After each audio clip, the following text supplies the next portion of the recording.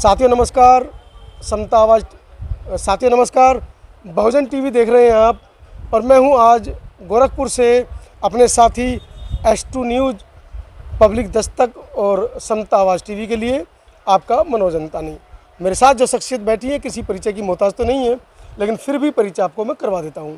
अम्बेडकर जनमोर्चा, जिसकी धमक आपने अक्टूबर में देखी थी, और इतना बड़ा वो आंदोलन था कि विदेशी टीवियों को भी उस आंदोलन को कवर करने पर मजबूर होना पड़ा। BBC जैसे न्यूज़ चैनल ने उस खबर को बड़ी प्रमुखता से चलाया था। अम्बेडकर जनमोर्चा की राष्ट्रीय अध्यक्ष सीमा गौतम मेरे साथ हैं। आज अम्बेडकर जनमोर्चा के राष्ट्रीय संयोजक श्रवण कुमार निराला ने बांसगांव लोकसभा, जो गोरखपुर में पड़ती है, वहाँ से अपना पर्चा दाखिल किया है लोकसभा का। उसी को कवर करने हम पहुँचे हैं और बड़ा ही ऐतिहासिक दिन था। सीमा जी, एक सवाल पहले तो सीमा जी आपका स्वागत है।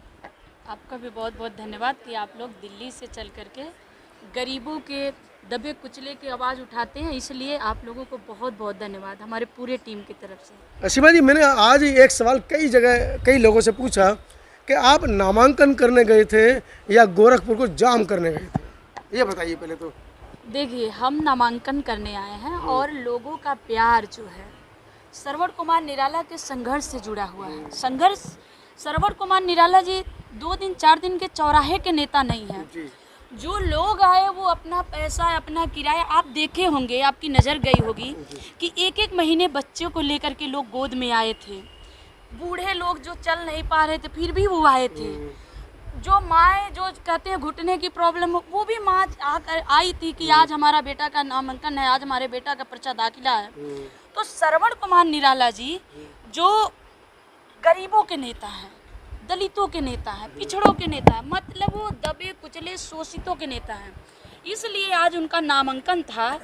आज गोरखपुर ही नहीं, उत्तर प्रदेश का ये पहला ऐतिहासिक पर्चा दाखिला हुआ है, जिसमें आप देखेंगे लगभग 150 से ज़्यादा गाँवों के लोग इस पर्चा दाखिला में लोग इन्वॉल्व हुए थे। श्रवण कुमार निराला जी के हौसले को बुलंद कर रहे थे। बीच में अभी 1 महीने पहले कुछ निरस्ता भी आई संगठन में, जब निराला जी लोगों को ये कहते हुए सुना गया कि अब निराला जी अब चुनाव नहीं लड़ेंगे। देखिए, कुछ लोग हैं जो जिनकी काम नहीं है, वो भ्रामक र्यूमर फैला रहे थे। बीच में जो आप उतार चढ़ाव थोड़ा सा देखे होंगे, तो श्रवण कुमार निराला जी कभी विचारों से समझौता नहीं करते हैं। पहली बात, अगर विचारों से समझौता करना होता तो 22 साल उन्होंने बसपा में काम किया जी। 22 साल उन्होंने, आप उनके इतिहास पूरा उठा करके देखेंगे। बहन जी के पीछे अगर 2019 से पहले का जितने भी आप मतलब उनके कार्यक्रम है, श्रवण कुमार निराला जी बहन जी के पीछे मिलेंगे। तो बहन जी को उन्होंने टिकट दिया 2022 के लिए, 5 साल पहले ही दे दिया, बहन जी ने दिया था। फिर जब चुनाव नज़दीक आया, तो जब श्रवण कुमार निराला जी ने 2 ढाई साल 3 साल अपना लगाए क्षेत्र में जा करके एज ए प्रत्याशी के रूप में काम करने लगे, तो वहाँ पे लोग ग्राहक मिल गए। जैसे कहते हैं ना कि किसी दुकान को चमका दिया तो ग्राहक मिल गए। फिर श्रवण कुमार निराला जी को टिकट नहीं दिया गया, उनका टिकट काट दिया गया और उनको ये कहा गया कि अब तुम संगठन में आओ। तो भाई, एक सामाजिक आदमी जो समाज में काम कर रहा, 5 साल पहले उसे प्रत्याशी बनाया गया, फिर उसको चुनाव के टाइम उसका टिकट काटा गया। क्यों? क्योंकि पैसे की वजह से, क्योंकि श्रवण कुमार निराला जी से भी डिमांड किया गया था, जो श्रवण कुमार निराला जी के पास नहीं है।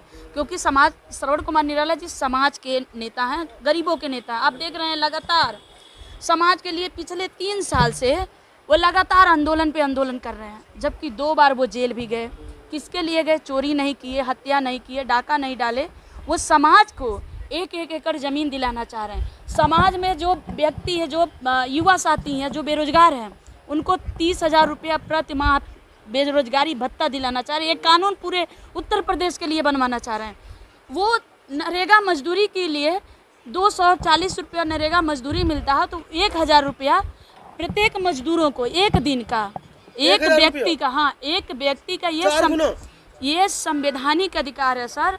और ये हम लोगों ने अपने प्रस्ताव में भी रखा था जब हम लोगों ने आंदोलन किया कि जो मनरेगा मजदूरी है वो 1,000 रुपया। सारे चीज़ महंगे हो रहे हैं, तो मजदूरों की मजदूरी क्यों नहीं महंगी होगी? 250 रुपया में क्या होता है? कहीं 230 मिलता है, कहीं 205 रुपया मिलता है। तो उसमें इस महंगाई में कितना अपने खाएगा, कितना दवाई के लिए बचाएगा, कितना बच्चों को पढ़ाएगा। इसलिए 1000 रहेगा तो सम्मानपूर्वक ज़िंदगी जी पाएगा। और 200 दिन का गारंटी रोजगार हम लोग मांग रहे हैं कि 100 दिन की गारंटी नहीं, 200 दिन की गारंटी रोजगार चाहिए। 250 में जो बहुत बड़े लोग हैं वो कौन खा करके दिखाएगा भाई? 30-40 हज़ार रुपया साल में कमा लिए तो एक परिवार चलेगा, वो कितना खाएगा, कितना अपने बच्चों को पढ़ाएगा, कितना दवाई में खर्च करेगा? इसलिए ये सारे कुछ मुद्दे हैं। बाकी लोगों को प्रत्येक जाति धर्म, किसी भी जाति धर्म का व्यक्ति हो उसे चिकित्सा दवाई फ्री होनी चाहिए, ये संवैधानिक अधिकार है। किसी भी जाति धर्म का बच्चा हो उसे केजी से लेकर पीजी तक उसका शिक्षा निःशुल्क होना चाहिए, जबकि विदेशों में निःशुल्क हो रहा है। जैसे कनाडा जैसे देशों में आप देखेंगे तो वहाँ इंटर तक, हाई स्कूल इंटर तक के बच्चे, जहाँ डीएम का बच्चा, हाँ जहाँ डीएम का बच्चा पढ़ेगा वहीं गरीब का मजदूर का भी बच्चा पढ़ेगा। यहाँ क्या है कि शिक्षा के नाम पे, कॉलेज के नाम पे धन उगाही किया जा रहा है। गरीब का बच्चा कभी नहीं पढ़ा सकता। 200 रुपया में आप बताइए, एक गरीब आदमी अपने बच्चे, 3 बच्चे हैं, 2 बच्चे हैं, तो कैसे वो 500 रुपया फीस देगा? कैसे वो हज़ारों हज़ार का, कैसे वो किताब कलम, आजकल का तो जो विद्यालय है खास करके मैं कहूँ तो वो एक दुकान हो गई है। वहीं से आपको कॉपी किताब लेना, वहीं से जूते मोजे लेने, वहीं से कपड़े लेने, लेकिन शिक्षा बाहर से लेना है। ये स्कूल का नियम है। तो श्रवण कुमार निराला जी ऐसे मुद्दों पे, बाकी रोजमर्रा के तो शिक्षा का राष्ट्रीयकरण आप चाहते हैं? जी, बाकी जो रोजमर्रे की समस्या, किसी का सर फूटा, किसी का हाथ टूट दिया, कोई किसी ज़मीन कब्जा कर लिया, किसी के साथ रेप हो गया, किसी का हत्या हो गया, ये तो रोज़ की जो घटनाएं हैं, समाज की समस्या है, ये उनकी रोज़ की रोज़ है। लेकिन समाज के बेसिक मुद्दों पे ज़मीन के लिए, अगर ज़मीन होगी तो ये जनता को समझा चुके हैं कि ज़मीन होगा तो हर माँ बहन किसी के घर में खेत में काम नहीं करेगी तो उसके साथ शोषण नहीं होगा, शोषण रुक जाएगा। ज़मीन होगा तो उसको अस्थायी रोजगार मिल जाएगा, रोजगार की समस्या कुछ हद तक कम हो जाएगी। ज़मीन होगा तो हमारा मान सम्मान भी बचेगा। ज़मीन होगी तभी समानता आएगी, ज़मीन होगा तभी वो अपने बच्चों को पढ़ा लिखा पाएंगे। इसलिए ज़मीन की लड़ाई लड़ रहे हैं और इसीलिए आप देखे होंगे कि इतना जनता उनके साथ जुड़ी है। ये जब लड़ाई 2023 में जब उन्होंने 10 दिसंबर का आंदोलन शुरू किया और दोबारा फिर जब 4 नवंबर 2000 आंदोलन के दबाव में आकर के, अम्बेडकर जन मोर्चा के आंदोलन के दबाव में आकर के, और कुछ हमारे जो बहुजन समाज की जो न्यूज़ है, जो बहुजन समाज के हमारे साथी हैं, जब सड़कों पे धरना प्रदर्शन करने लगे, राष्ट्रपति तक को ज्ञापन दिए, मुख्यमंत्री को ज्ञापन दिए कि ये लड़ाई सामाजिक है, ये लड़ाई जो अम्बेडकर जन मोर्चा लड़ रहा है ये संवैधानिक है, तब माननीय मुख्यमंत्री योगी आदित्यनाथ जी ने इसी गोरखपुर में 4 नवंबर 2023 को उन्होंने कहा कि 1.25 करोड़ दलितों को ज़मीन का मालिकाना हक देंगे। अखबार में आया था। ये अगर किसी ने कहने पे मजबूर किया तो ये अम्बेडकर जन मोर्चा की लड़ाई ने किया, श्रवण कुमार निराला जी ने किया। किसी को मिली ज़मीन? उन्होंने कहा जमीन देने के लिए, लेकिन जमीन नहीं दिए। इसलिए श्रवण कुमार निराला जी 29 जनवरी को आक्रोश मार्च का ऐलान किए। जब सभी लोग जेल से बाहर आ गए तो उन्होंने आक्रोश मार्च का ऐलान किया कि हम आक्रोश मार्च सरकार के वादा खिलाफी के विरोध में। इन्होंने कहा 15 लाख खाते में आएगा, जुमला। इन्होंने कहा 2 करोड़ नौकरी हर वर्ष देंगे, जुमला। इन्होंने कहा बेटियों को बचाएंगे, जुमला। तो सरकार, हम लोगों ने कहा, श्रवण कुमार निराला जी ने कहा कि जमीन ये गरीबों के पेट की सवाल है, ये अंतिम व्यक्ति के पेट की सवाल है, इसके बच्चे की सवाल है, इसके लिए हमारा सर कट जाएगा, लेकिन हम सर नहीं झुकने देंगे, हम समाज के लिए लड़ेंगे। तो 29 जनवरी को हम लोगों ने आक्रोश मार्च का ऐलान किया। जैसा कि आप जाने होंगे कि 27 जनवरी को श्रवण कुमार निराला जी का गोरखपुर के पुलिसों द्वारा अपहरण करवा लिया गया था।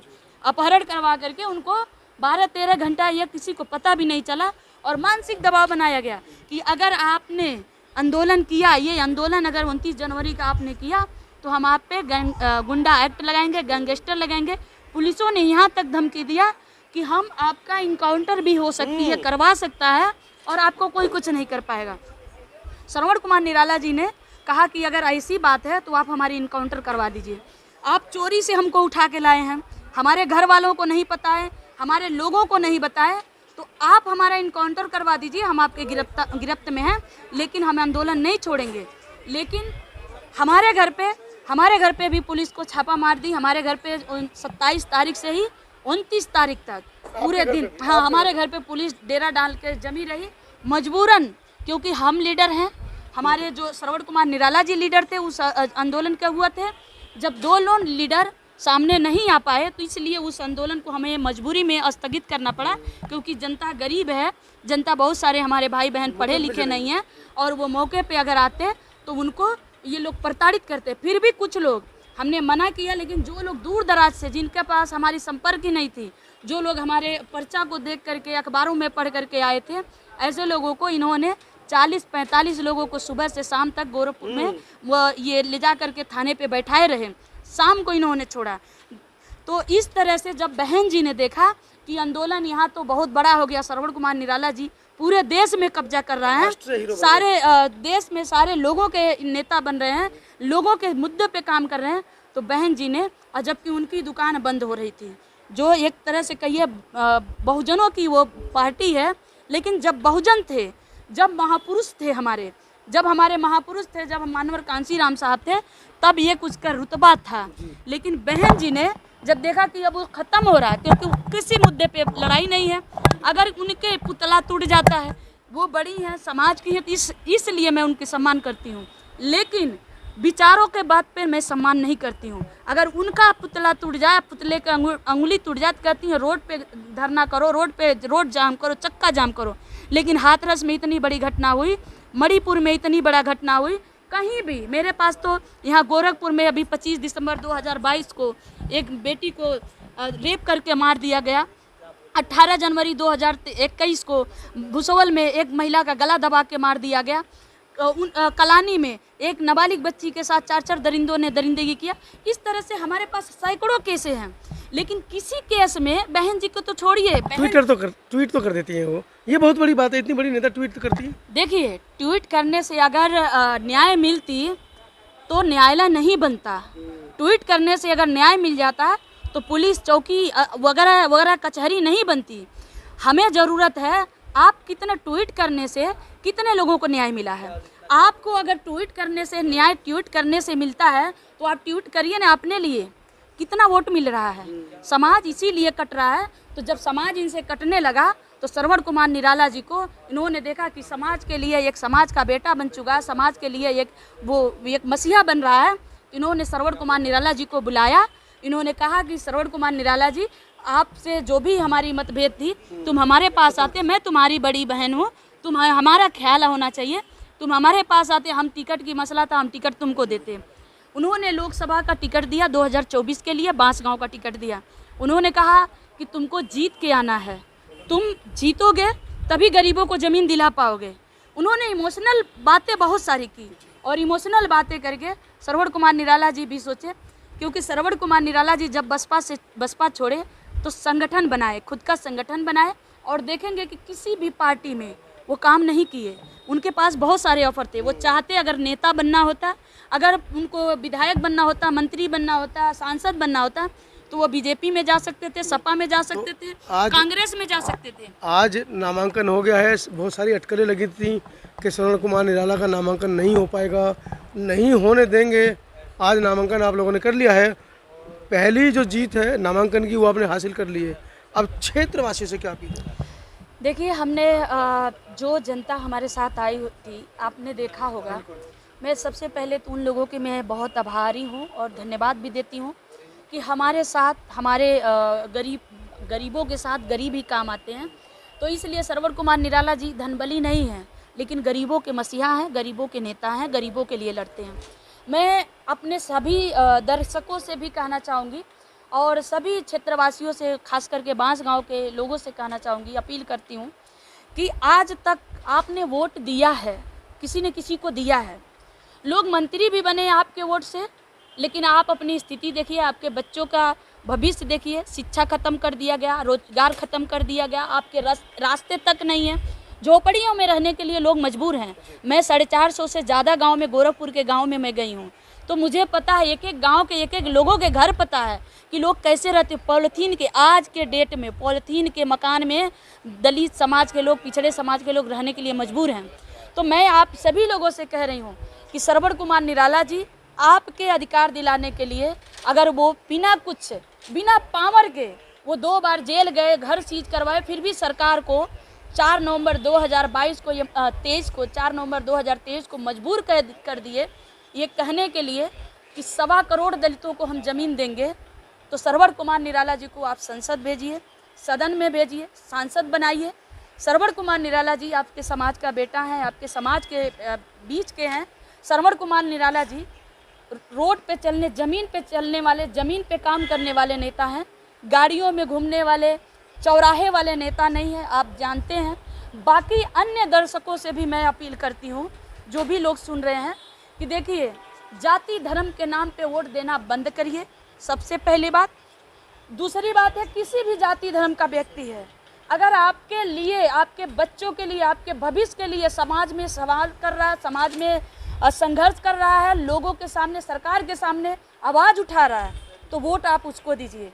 जाति धर्म के नाम पे वोट देना बंद करिए, संघर्ष को चुनिए, तभी आपका उत्थान होगा, तभी आपके बच्चों का भविष्य बचेगा। अन्यथा जाति के लोग भी आजकल गुलाम बन चुके हैं, बाबू साहब के, पैसे वालों को, सेठ जी के गुलाम हैं। तो वो जब भी जीतते हैं तो आप देख रहे हैं कि गुलामी ही करेंगे, आगे भी गुलामी करते रहेंगे।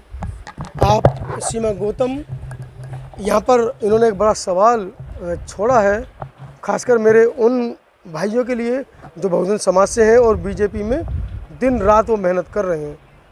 सीमा जी ने जैसे कि बताया कि 9 तारीख को एक बड़ी जनसभा गोरखपुर में हुई थी, जिसमें योगी आदित्यनाथ जी मुख्य अतिथि के रूप में थे।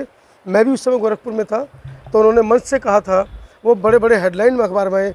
उसके बाद 3-4 दिन बाद शायद उनकी बुलंदशहर में सभा थी, उन्होंने वहाँ भी ये बात दोहराई थी कि हम 1.25 करोड़ बहुजन समाज के लोगों को ज़मीन देंगे जी। तो जितने मेरे समाज के, बहुजन समाज के लोग जो बीजेपी में हैं, उनसे एक सवाल तो मेरा बनता है कि कृपया करके एक बार योगी आदित्यनाथ महाराज जी से ये पूछें कि 1.25 करोड़ में से क्या वो 125 लोगों का नाम भी गिनवा सकते हैं, जिन्होंने नवंबर से अब लगभग 8 या 9 महीने हो गए, इन 8-9 महीने में क्या किसी भी एक बहुजन समाज के व्यक्ति को ज़मीन दी है, और अगर वो ज़मीन दी है तो वो किस पार्टी से है, किस व्यवस्था से है, उस बात से भी अवगत कराएं। सीमा गौतम जी की चर्चा से और आज के इस साक्षात्कार से आपको क्या लगता है, कमेंट सेक्शन में हमें ज़रूर बताएं। बहुत बहुत धन्यवाद सीमा जी, बहुत बहुत धन्यवाद आपका।